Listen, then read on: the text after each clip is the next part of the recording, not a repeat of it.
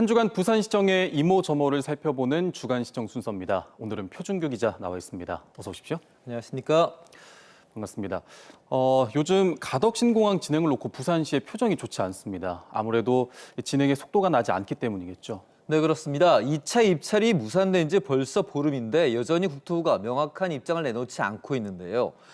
다시 한번 재입찰이냐, 수의 계약이냐가 관건인 상황입니다.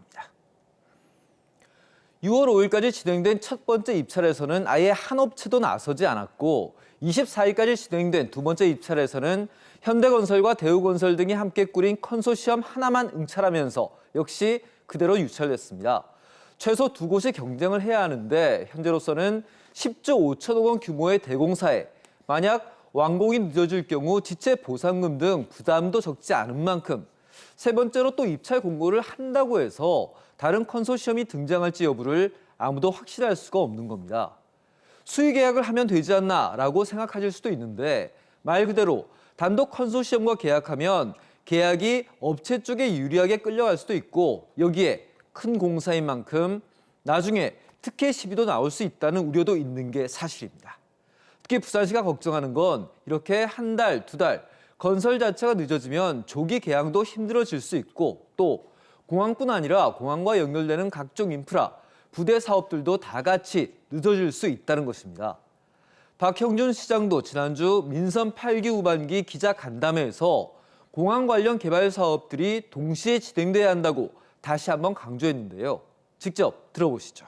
가덕도 공항과 연결된 새로운 교통체계, 가덕도 공항과 연결된 새로운 에어로시티와 이 산업 물류기지 확보, 또 문화 관광 복합 기지 확보 이런 것들이 다 연결이 돼 있기 때문에 가덕도 공항 하나를 짓는 사업이 아니고 공항과 연관된 모든 프로젝트들을 함께 진행을 하는 것입니다.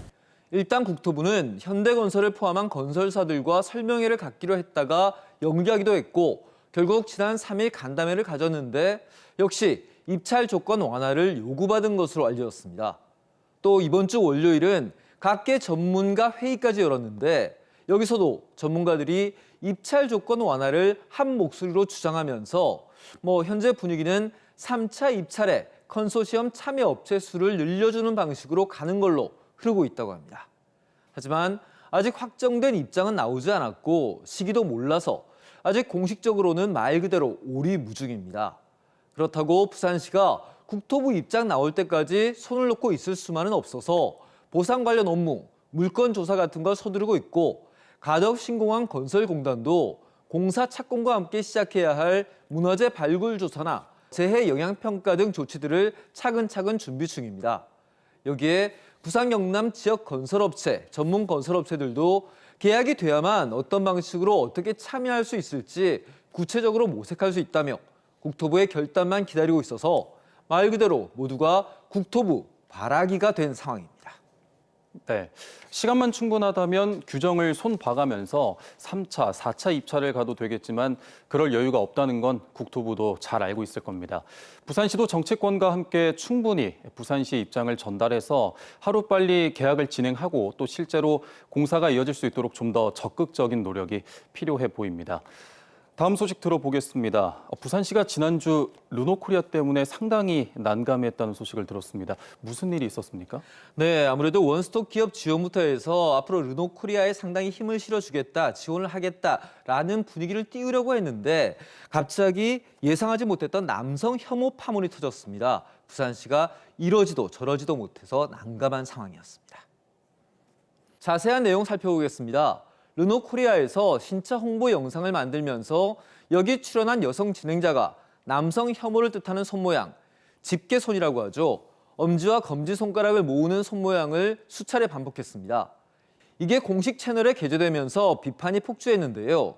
르노코리아의 사과 등 대응도 제때 이뤄지지 못하면서 문제가 일파만파로 커져 차량 구매가 잇따라 취소되는 등 신차 홍보 대신 역풍이 전국적으로 거세지는 상황입니다.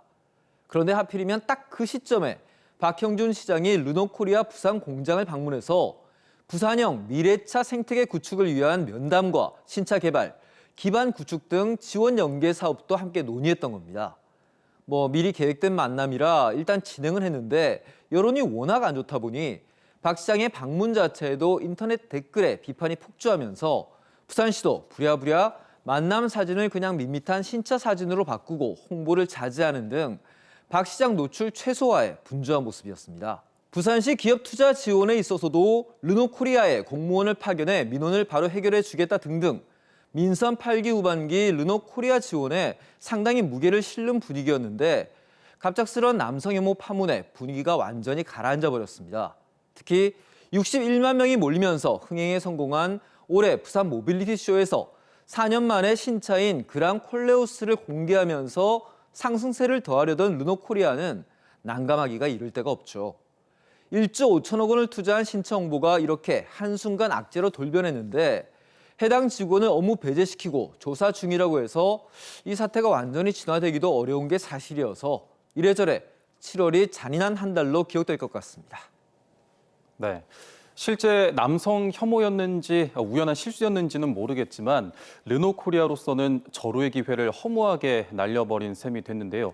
특히 지역 최대의 제조업체를 어떻게든 살리고 또 육성하겠다던 부산시의 계획도 느닷없이 함께 흔들리는 셈이 됐습니다. 언제쯤 파문이 가라앉을지 지금으로서는 지켜보는 수밖에 없을 것 같습니다. 안타까운 소식입니다. 오늘 순서는 여기까지 듣겠습니다. 표준규 기자와 함께했습니다.